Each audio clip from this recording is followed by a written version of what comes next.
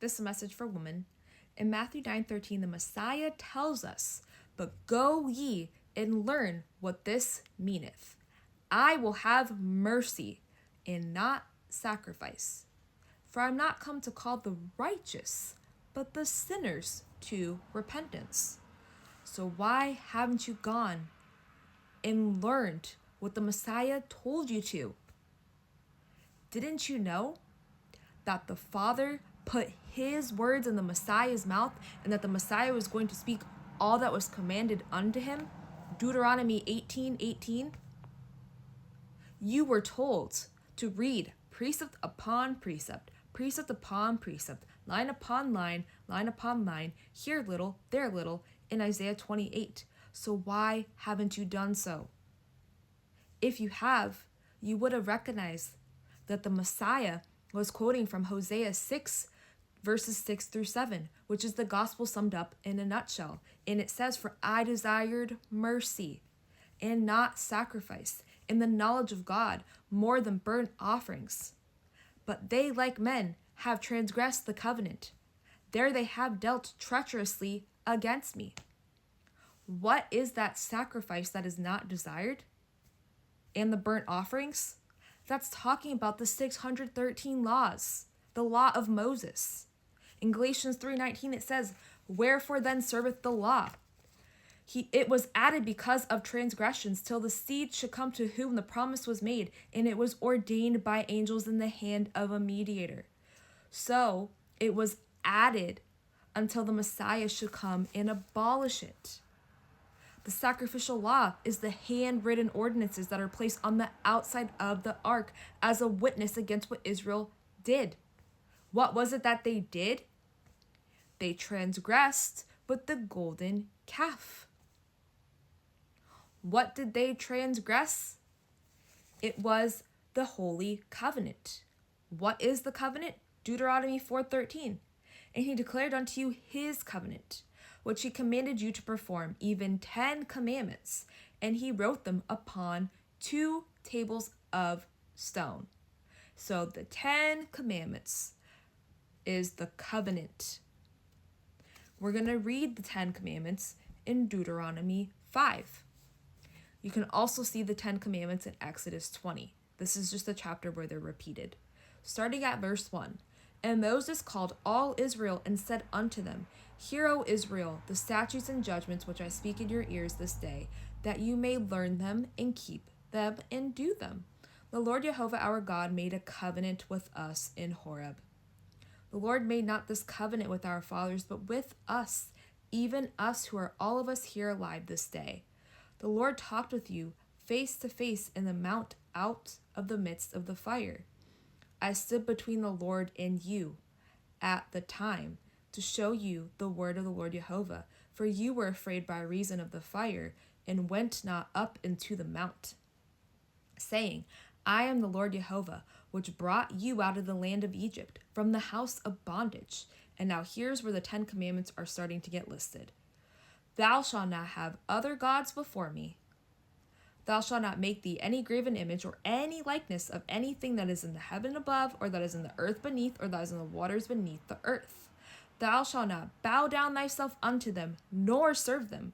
For I, the Lord Jehovah, am a jealous God, visiting the iniquity of the fathers upon the children unto the 3rd and 4th generation of them that hate me, and showing mercy unto thousands of them that love me and keep my commandments."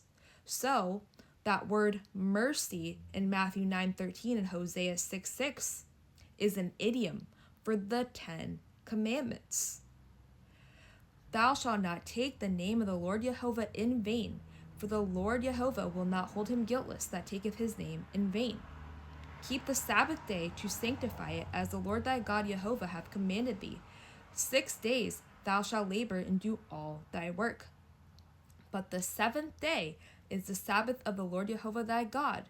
So the Sabbath is on Saturday dawn to Sunday dawn, because a day always begins at dawn." Read Matthew 28:1.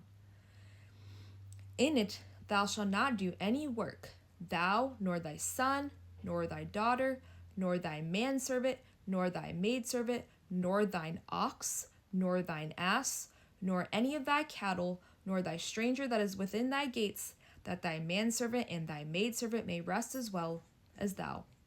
And remember that thou wast a servant in the land of Egypt, and that the Lord thy God, Jehovah, brought thee out thence through a mighty hand and by a stretched out arm. Therefore the Lord thy God, Jehovah, commanded thee to keep the Sabbath day. Honor thy father and thy mother, as the Lord thy God, Jehovah, hath commanded thee, that thy days may be prolonged, and that it may go well with thee in the land which the Lord thy God, Jehovah, giveth thee. Thou shalt not kill, neither shalt thou commit adultery, neither shalt thou steal, neither shalt thou bear false witness against thy neighbor.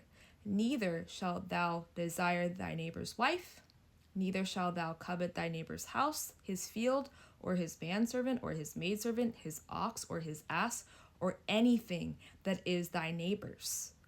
These words the Lord Jehovah spake unto all your assembly in the mount, out of the midst of the fire, of the cloud, and of the thick darkness, with a great voice. And he added no more. And he wrote them in 2 tables of stone, and delivered them unto me.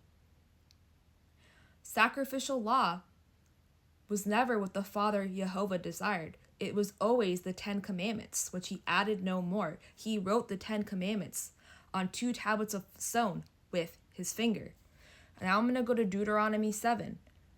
Again, this is just going to continue to prove that the mercy is the commandments. I'm going to go to verse 9. Know therefore that the Lord Jehovah thy God, he is God, the faithful God, which keepeth covenant and mercy with them that love him, and keep his commandments to 1,000 generations. So his mercy is his commandments. But we also have to show mercy to others. How do we show mercy to others? It's by rebuke. We no longer have to stone our neighbor if they're in sin. Now we use our salty speech, conviction, to lead them to repentance from their sin. So I'm going to go to Leviticus 19, verses 15 through 18. You shall do no unrighteousness in judgment.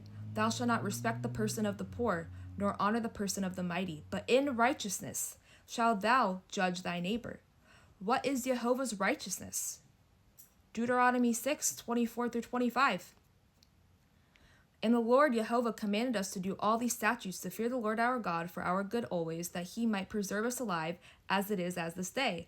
And it shall be our righteousness if we observe to do all these commandments before the Lord our God, as he hath commanded us. So his righteousness is his commandments. Now back to Leviticus 19, verse 16.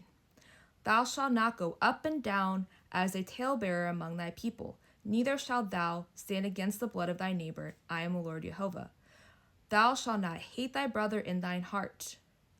Thou shalt in any wise rebuke thy neighbor, and not suffer sin upon him.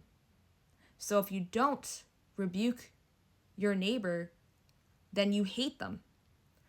Thou shalt not avenge nor bear any grudge against the children of thy people, but thou shalt love thy neighbor as thyself. I am the Lord. So, the mercy that the Father desires is the keeping of his commandments and teaching others to do so. That's how you show mercy. He never desired sacrificial law or stoning people because they are in sin. In Luke 172, it says, to perform the mercy promised to our fathers and to remember his holy covenant. So performing the mercy means that the Messiah ended sacrificial law and remembered the holy covenant, which is the 10 commandments. We are in the times of refreshing, yet they would not hear. Isaiah 28, verse 12. Now I'm going to wrap this up with Psalms 40, verses 6 through 8. Sacrifice and offering thou did not desire. Mine ears hast thou opened. Burnt offering and sin offering hast thou not required. Then said I, Lo, I come. In the volume of the book it is written of me. I delight to do thy will, O my God. Yeah, thy law is within my heart. His 10 commandments.